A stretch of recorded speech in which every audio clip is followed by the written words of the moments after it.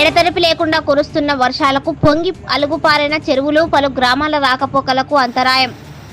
అర్ధరాత్రి నుండి ఎడతెరిపి లేకుండా కురుస్తున్న వర్షానికి నారాయణపేట జిల్లా మక్తల్ నియోజకవర్గంలోని పలు చెరువులు అలుగుపారడంతో పాటు కొన్ని గ్రామాలకు రాకపోకలకు అంతరాయం ఏర్పడడంతో ప్రజలు తీవ్ర ఇబ్బందులు ఎదుర్కొంటున్నారు.